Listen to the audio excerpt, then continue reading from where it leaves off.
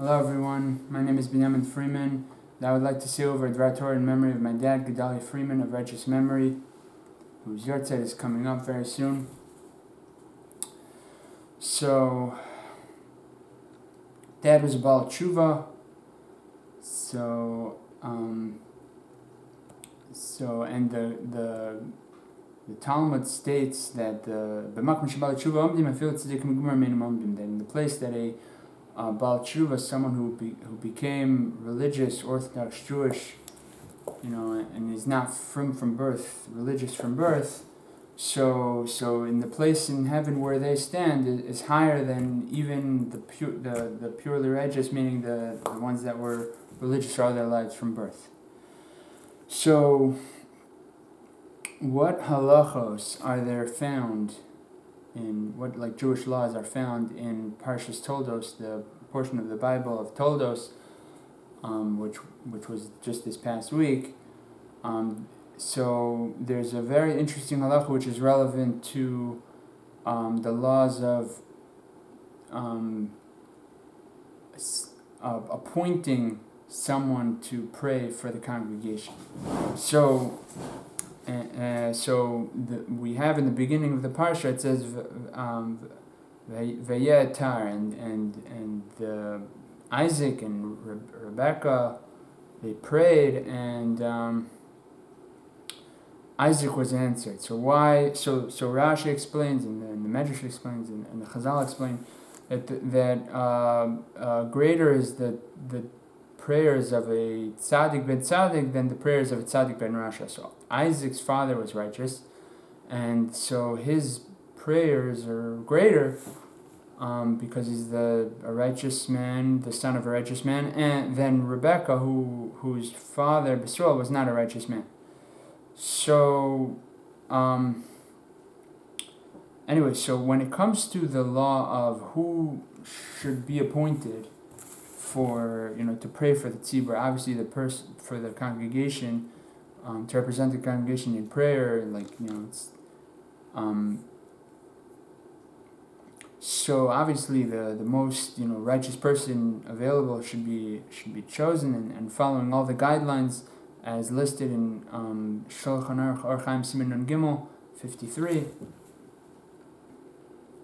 Nevertheless, we have a question of so the Torah says in the name of the Rosh, and this can all be found in the Taz and Sif Gimel, Sif Katan Gimel, in Siman Nun Gimel, Sif Katan Gimel. So the Torah says, then the name of the Rosh, that it's better to have someone who's a tzaddik ben rasha be appointed than a tzaddik ben tzaddik. Why? Because a tzaddik ben rasha says shalom shalom l'orach v'l'karv. So basically, so what does that mean? The verse states shalom shalom l'orach v'l'karv. So peace be unto the far one and the close one. So it means, what the Rosh means to say by quoting this pasuk is a source to tell us that you should specifically choose someone who's a righteous man, the son of a wicked man.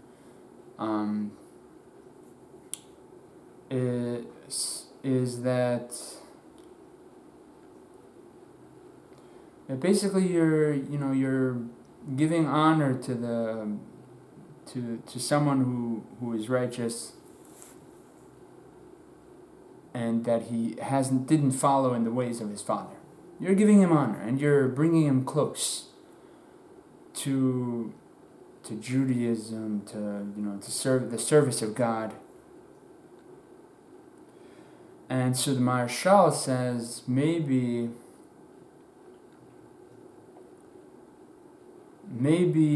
that the Rosh is only talking about in a case where this is the most righteous person who meets all the criteria of representing the tzibur. The only problem is he's a tzaddik ben rasha, so we should overlook that. But if you have a scenario where you have two equal candidates, and one is a tzaddik ben rasha and one is a tzaddik ben tzaddik, then go for the tzaddik ben tzaddik, because the axiom, whatever the principle that we see in this week's parsha of Toldos, that Yoser Tefillah Shal Tzadik Ben Tzadik, Yoser Miskabel Mitfillah Shal Tzadik Ben Rasha. So, but the Taz says that the Marshal missed the boat and is completely wrong, and the exact opposite of what Marshal is saying is actually true. So, and he's medayek, he infers it in the words. The truth is, it's almost explicit. I mean, in the words of the Rosh, that it's better. The Rosh says it's better to go for a person who's a tzaddik ben rasha. So the Taz understands that to be a scenario where you have a choice between a tzaddik ben rasha and a tzaddik ben tzaddik, and it's only because, why would you have a choice? Because it's laissez-faire, meaning everything else is the same. The only difference is that one is a tzaddik ben tzaddik and the other is a tzaddik ben rasha. So therefore, it's in that scenario that the Rosh says, go for the tzaddik ben rasha. And I guess, this is how the Taz paskins. I guess this is, perhaps how the Psak Halacha would be in the end. The final ruling at the end of the day. First of all, we don't have, set appointed chazanim and representing the tzibur anymore nowadays. There are some communities, I'm told,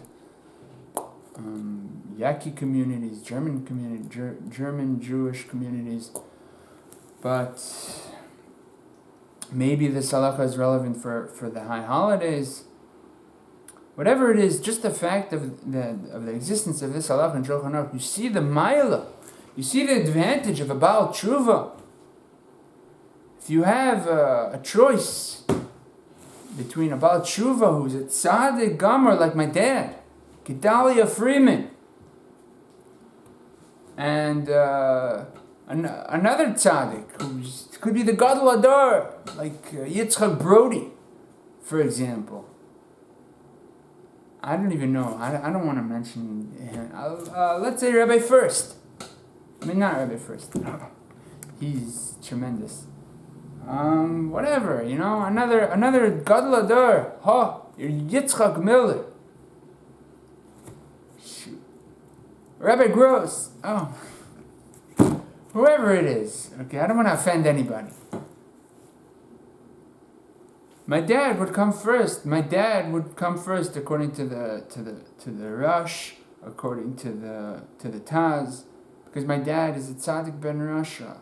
And I'm not saying that my dad's dad was a rasha, but the point is he wasn't religious. So, from the perspective of this halacha, he was a rasha. But anyways, you see the mila of a Baal Teshuva. My name is Dvar Freeman, and I hope you enjoyed my Dvar Torah. Thanks, bye.